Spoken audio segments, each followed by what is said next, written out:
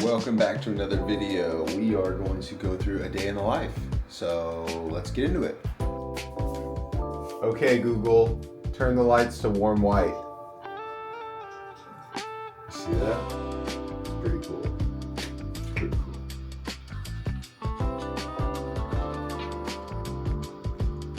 $187.4.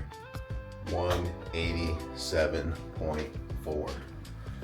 For reference, when it was, I guess, October of 2024, I was like 207 pounds. And at my height, I remember when I was doing jujitsu back in February of 2024, I remember I weighed in one day, I was like 218.7 pounds or something crazy. Crazy. Start off every day with 20 ounces of water, 2 grams of salt, and half a lemon that I squeezed into my water. I think I have some in the fridge still. No, okay. Let's go. At the moment, we are training fasted. So 5 days a week, I'll do, like I said, fasted training. The goal with that is just metabolic flexibility. Can you use fat for fuel in coordination with carbs? Everybody talks about, oh, carbs for fuel, glycogen. Yes, agreed, 100% agreed. But if you can be flexible metabolically and you can use fat for fuel, then it's a lot easier on your gut in terms of digestion, inflammation, and just overall, like I said, be more flexible so that you can use both for fuel.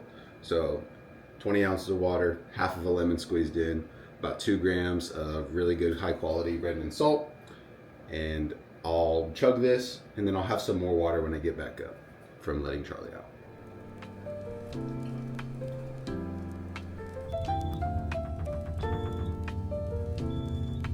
I think she's ready to go to the bathroom.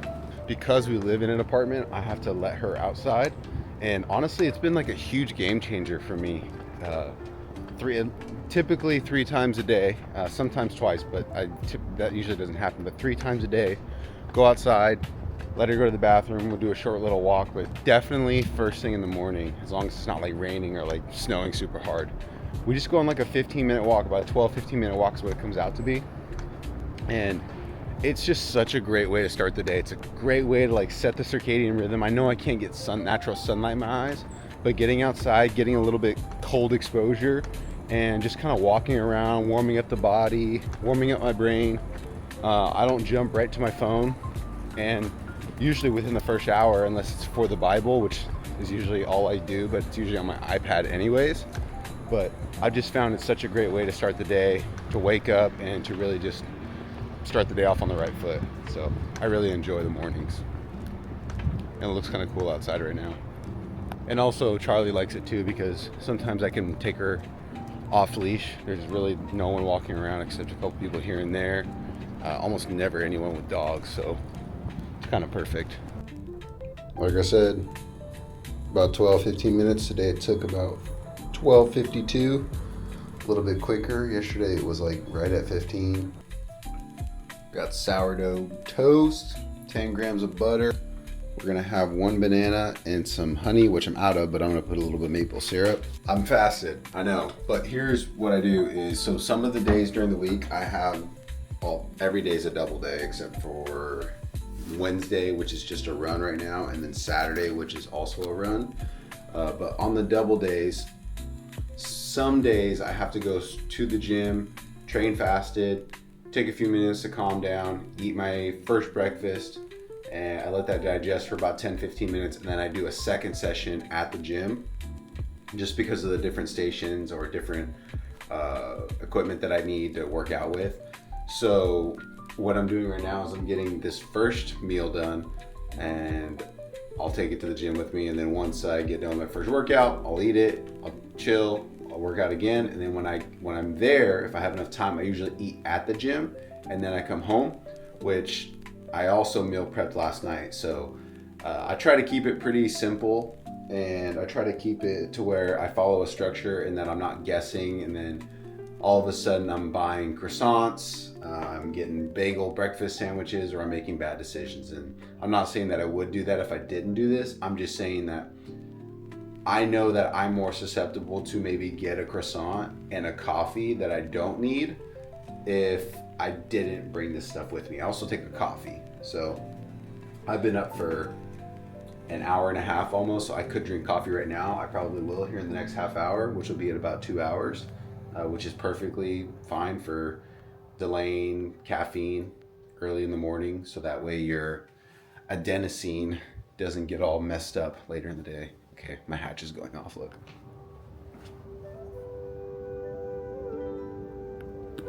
But anyways, yeah, so I'm gonna get this breakfast finished up and then I'm gonna get ready to go to the gym. Making the coffee, fed my sourdough starter, and ignore how dirty the jar is, man. I genuinely don't get how people on social media like TikTok or like those really fancy looking people who like make really good looking sourdough loaves and they have like the cleanest kitchen ever, the cleanest bowls ever. I don't know how they do it, because I genuinely feel like I'm a pretty clean person. Like I've got some dishes over there that are dry. Like I genuinely feel like I keep things pretty clean. I try to make sure that there's integrity as I like cook or prep food, and I don't know how people do it with sourdough. I don't get it. Rant over. Let's go to the gym. It's raining and I have the jacket over my backpack because I have bread in my backpack for the guys over at Performance HQ, so I didn't want it to get wet, and my shoes, stuff like that. But it's raining. I just missed it, but I don't want to be here in like 3 minutes. Number one. Yeah, daddy. Boom.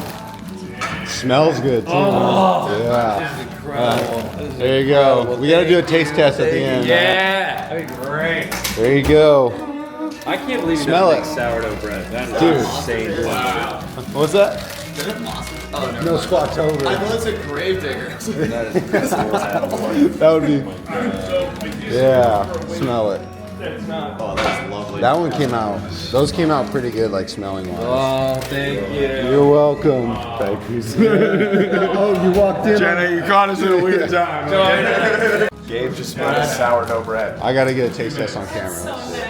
Slow. Control. You can say it's bad because it. They got bitesies. Let's go. Let's go. Big gotta buy it? sourdough guys, I'll judge the shit out of you. You better. No, you don't get it. Let's see it. Oh my god, smell. How'd you make it? smells How'd good. you make the center the way it needs to be? That's the hardest part.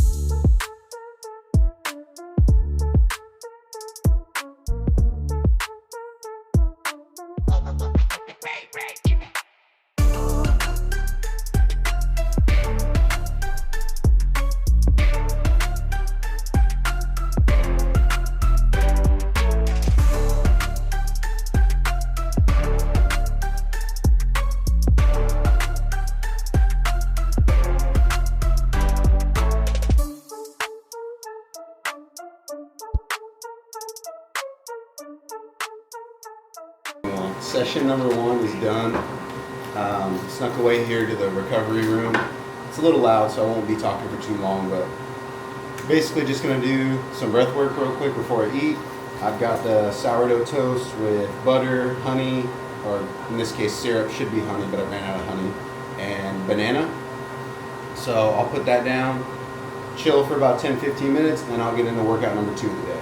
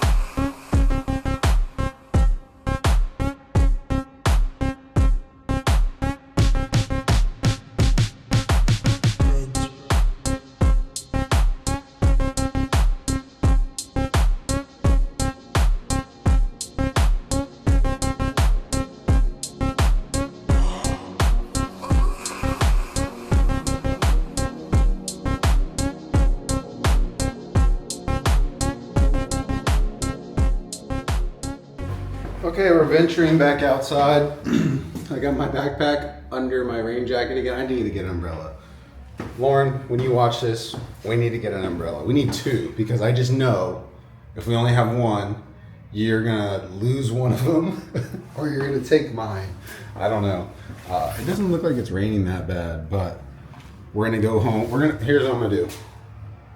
Getting on the train, I'm gonna go home. I don't think I have enough battery life to vlog a little bit, but I guess I'll just show clips here and there, but I'm going home.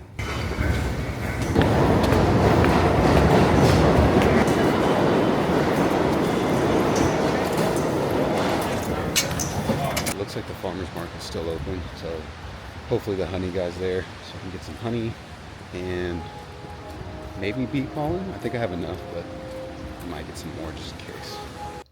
Back at the apartment, I came back, got in the shower right away. I did get some honey and bee pollen as well as some bones for my bone broth that I'm gonna make.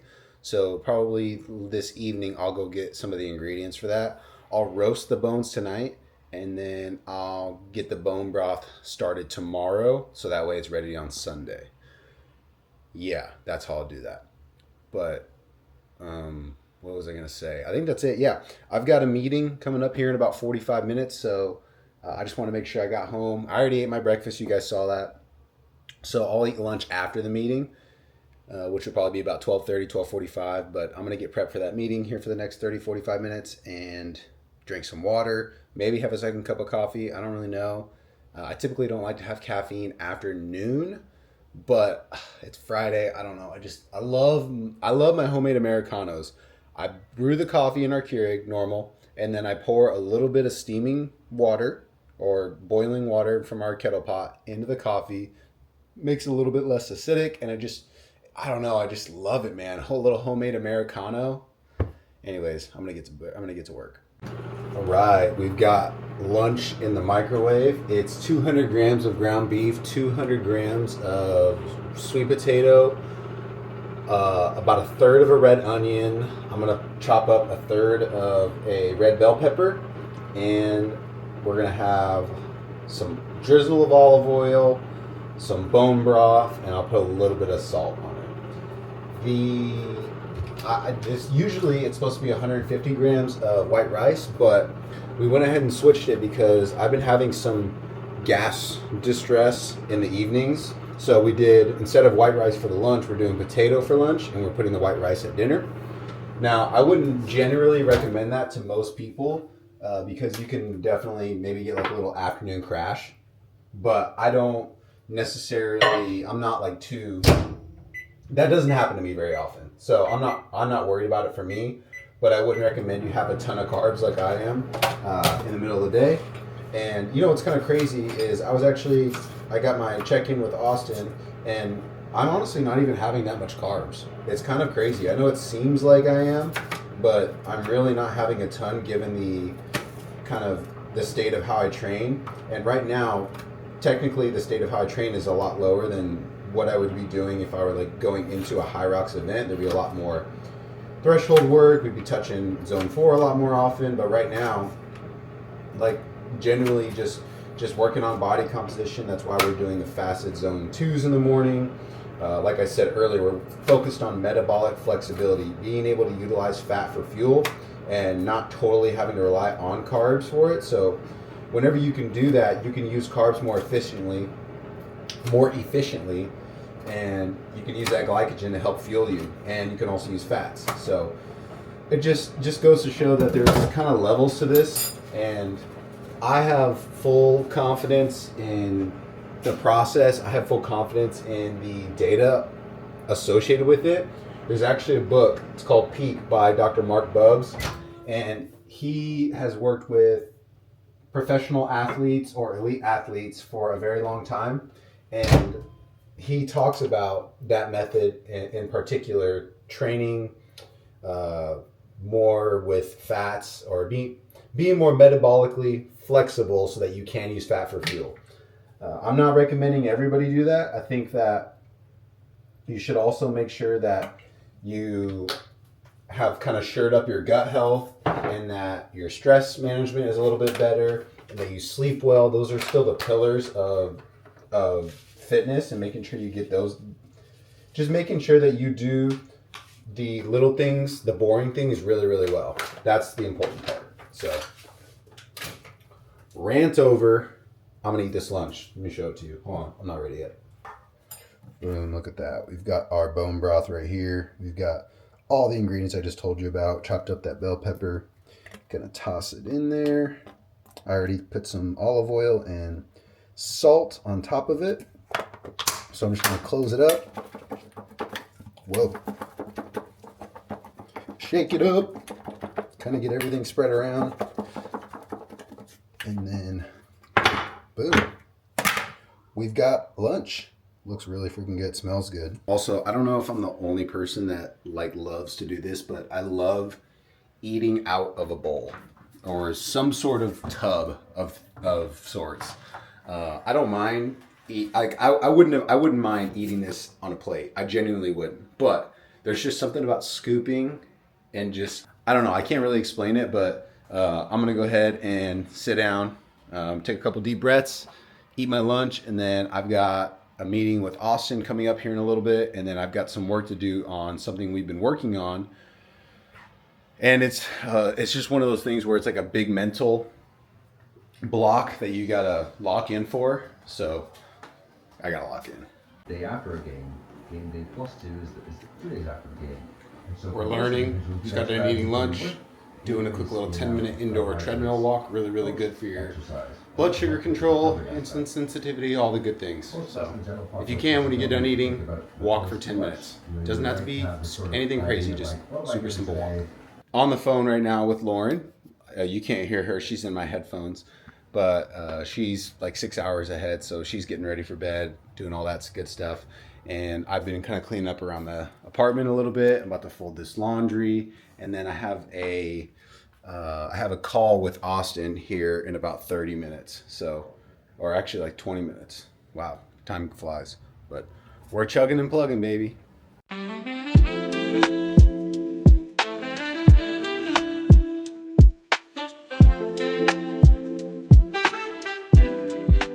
All right, where do I even begin? It's literally dinner time. I'm heating up my stuff right now. And I just got off the phone with Austin. We were on a 2.5-hour call, but we broke through on something. It was awesome. This is a day in the life. And we still got, I'll show you my dessert here in a little bit, but after I'm done with the dessert, I'm going to jump into what's next. I'm jumping into what's the goal and how we're going to get there after dessert. Glorious, absolutely glorious. 200 grams of skirt, 80 grams of cherries, 20 grams of dark chocolate, some cinnamon, and 5 grams of flaxseed. I love these bowls. I also just want to quickly note before we get to the next section of this video, I can't watch movies anymore. Like I can, but I really want to watch one battle after another, and it's actually really good. I started watching it, and then I had to answer a couple of text messages real quick, and I just got out of the rhythm, and I don't want to watch anymore. I don't want to get back into it. I think it's probably because of the time.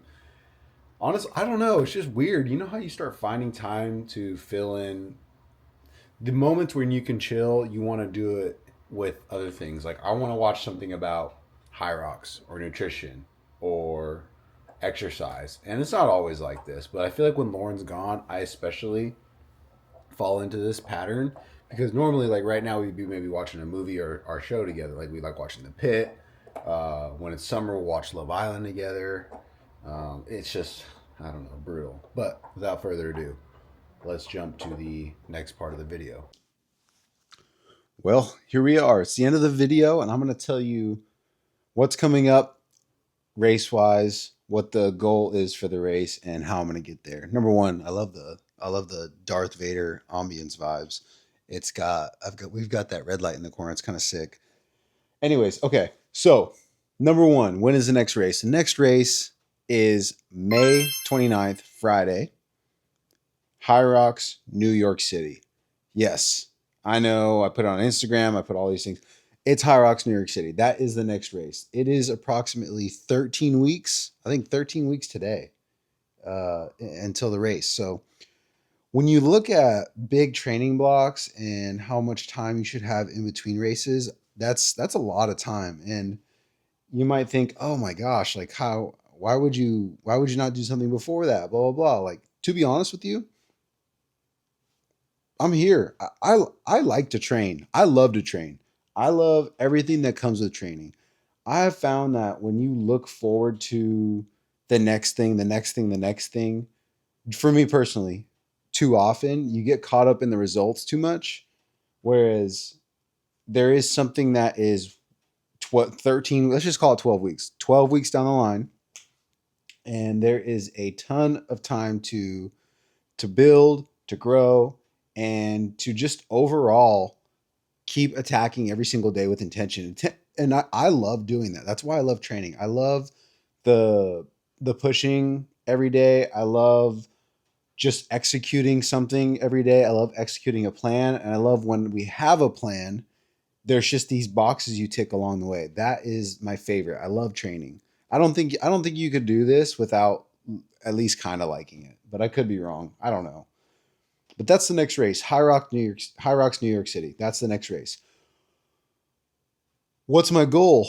It's time, man. It's time. It is time to go sub 60. I'm gonna go sub 60 at High Rocks, New York City. I'm calling my shot right now, and it's scary, and it's a lofty goal, and I am 3 minutes 30 second, 3 minutes and like 21 seconds away from being sub 60, or 22 seconds if you count. It would be 59:59, but 3 minutes and 20 some seconds to being sub 60. I 100% believe I can do it. I do. And truly, only reason I think I can do it is because I've got time to build. There is so much time between now and then to be able to build what I need, what I personally need to do to be able to execute that. And that comes down to a few things, which is how I'm going to do it. Number one is I've got to become a faster runner. And not just a faster runner, but being able to run under fatigue. Everyone thinks High Rocks is, oh, you just gotta, if as long as you can hit these splits in training with the 1Ks, then it'll translate perfectly to the race. That's not how it works. There's so many different nuances to High Rocks, and honestly, a lot of people don't like High Rocks because it doesn't have the CrossFit aspect, so there's no quote unquote skill involved, and you don't get to learn these new moves. Just one thing and how good you can do it. Yeah, that's so true. It's the same thing with basketball. I mean, you just learn how to shoot a basketball better as time goes on. You become more athletic. I mean, football, your mechanics get a little bit better. Baseball, you learn how to sit back on a curveball to drive it the other way. It doesn't matter. Every sport has a skill component, and I truly think High Rocks have that skill component because you have to know, number one, how quick to move your body in space, and not just by looking at a watch, by feeling it, by understanding what your legs are doing when they're tired, and how to make them move, and what do your legs feel like when they are tired, coming out of a sled pull or a sled push, or coming out of burpees or things like that. What does it feel like? There's nuance to it that I think a lot of people neglect to recognize. So that's a big thing for me, is not just becoming a faster runner, but being able to do it while fatigued. That's a big one. With that being said, it's going to be something along the lines of, like, right now I weigh 187 pounds. I've been floating 187 to 188 pretty perfectly for the past 2 to 3 weeks. And I want to be about 183 to 185 come New York City. I want to also shed some body fat, not just lose weight, not lose muscle, but genuinely lose body fat, which is attainable. If I can be lighter, I can move quicker, got better movement economy. When you have less body fat, you have less inflammation. The less inflammation you can have, the better you can recover. The better you can recover, the more often you can train. The more often you can train, the more adaptations you can make in a specified period of time. So what we're going to do is, I've already started morning fasted training. Now, today I did a 10-mile run fasted. I probably shouldn't have done that. I should have fueled for it. Last week I did because I recovered really well. My HRV was up. Today was the same thing. And I had a gut feeling that I probably should fuel up, and I just didn't. It is what it is. You live and you learn, but sometimes we just want to challenge ourselves a little bit. Today was probably the last day that I'll do a long run fasted. But for the most part, every morning it's going to be 45 minutes to an hour, and we might even get up to an hour and a half of zone 2 work first thing in the morning, fasted. Why do you do that? There's this thing called metabolic flexibility. Metabolic flexibility, in the simplest way possible, is utilizing fat for fuel. Yes, there's nuance to it. There's a lot of nuance to metabolic flexibility, but essentially, you want to be able to use fat for fuel to work out, like fuel for your workouts. If I'm gonna go downstairs and be on the bike for an hour and I'm fasting, I want to be able to have fat that I burn fuel the workout. I don't want to have to rely on carbs or muscle stores to be able to fuel my workout. There's a lot of really good research on metabolic flexibility. I would encourage you to look it up. It's actually really fascinating. But you don't just do that. You have to train your body to be able to utilize nutrients effectively. How do you do that? You prioritize gut health. When you prioritize gut health and you do it for an extended period of time, your gut will be able to utilize nutrients that you put into your body more effectively. A lot of people, you hear now, protein's the big fad. I wouldn't even call it a fad. It's just make sure you get your protein. Okay, what does that even mean? Standard, let's just go with standard what we hear nowadays. If you weigh 150 pounds and you want to maintain or build lean muscle mass and shed fat, whatever, what have you, you need to eat at least 1 gram per pound of body weight. So you need 150 grams of protein per day. That is what people are saying. But you could do that. But if your gut isn't trained to do that, you might experience a lot of issues. You might have GI distress. Your gut might not be able to actually handle those nutrients and utilize them effectively. You might put 150 grams of protein into your body, but your body might only be able to utilize 75 of them because your gut isn't trained to utilize that effectively. So, when we talk about metabolic flexibility, we talk about using fat for fuel, you also have to make sure that your gut is trained to do that. You have to make sure that everything is working in coordination with each other because we got two nervous systems. We have our central nervous system and we have our enteric nervous system. These two are talking to each other all the time through this thing called the vagus nerve. If you can control vagal tone, and you are executing a plan that prioritizes not just gut health, but your mental health in stress management, in sleep, and overall how you live your life on a day-to-day basis, I guess that would fall under stress management. The two can really help each other. They're symbiotic. All we're chasing here is synergy. Now, I was talking to Austin about this yesterday, and it was coming from a guy named Dr. Mark Bubbs, and he wrote the book Peak. It's really good. You should read it. Basically, think of it like a triangle. Okay, at the top you've got overall health and wellness. At the bottom left, at the bottom left you would have body composition. At the bottom right you'd have performance. You've got these three different things. If you're chasing one of the three things, you're going to have to give up a little bit from something else. Think of it like Olympians. This is what Mark Bubbs was saying on a podcast I was listening to. Olympians are chasing performance. Do they look really good? Of course, but that is an outcome of the training that they do. But their overall health and wellness probably isn't the best that it could be because they're constantly under stress, inflammation's high. They can manage it really well because they're professional athletes and they're chasing Olympic dreams. But when they come out of the Olympic performance and when they take their first few weeks off, they're kind of in disarray. They're getting back to normal. It takes a while because of who they are. But then they start prioritizing maybe overall health and wellness. Well, guess what? You give up a little bit of body composition. You give up performance because you're prioritizing overall life and health. If you're chasing body composition, you have to give up a little bit of performance because in this case, like I'm doing right now, I'm chasing a little bit of body composition changes when it comes to my overall weight. So I have to be okay with not wanting to essentially peak performance wise all the time. You're not supposed to do that. You can't do that. It's really hard to do that. It's really hard in your nervous system and recovery. And a lot of things have to go right if you're always doing that. But that's not in the position I'm in. Hence, why we're doing this plan so far in advance, 12, 13 weeks out.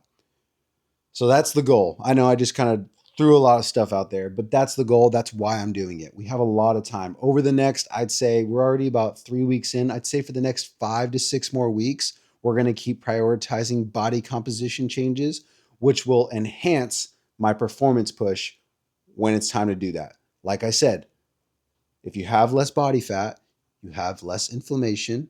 The less inflammation you have, the better you can recover. The better you can recover, the better you have to express, at least, the better opportunity you have to perform. Okay. We got those 3 levers. We got overall life, we got body composition, we got performance. I've been doing the overall life and thing pretty well for the most part. I can do better. We can always do better. But right now I'm taking away from performance a little bit and I'm still working on running faster. Like the runs that we're doing are based off of a couple of key metrics like 400-meter 1-to-1 test, which we'll talk about in another video, and probably with Austin. That would be a really good video. Also the 1K time trial, building different threshold running sessions based off your 1K time trial. And I'm still doing that from a performance perspective. Wall ball series to just absolutely murder wall balls here in New York City. I'm going to dominate those things. But right now we're gonna work on body composition. We're gonna get lean. We're gonna lose some body fat, and we're gonna continuously build slowly from here and start going back up to overall health and wellness. And then it's gonna go right back to performance. Does that mean I'm gonna put on all this weight back on? Absolutely not. It'll stay off because we periodize what's important for the time of year. So whether you're a high rocks athlete, a marathoner, or somebody who wants to just be bodybuilding or even strength based, pick and choose the times for specific seasons. You don't always have to be at peak performance to achieve your goals. You got to periodize what needs to take place. Sometimes you just need to sleep more. You need to recover better for an extended period of time before you can actually push for performance. Sometimes you need to do a bulk before you're ready to cut and really look jacked for summer. It doesn't matter. The goals change all the time. Just periodize these different things.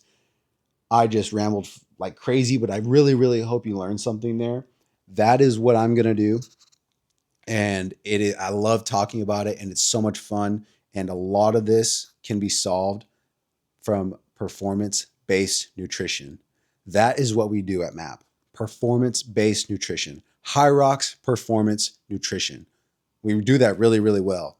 It's an underserved part of the sport because everybody's throwing gels and supplements and carb mixes and everything all into their gut, and it's like wrecking their gut. Not all of it. I'll admit, not all of it does that.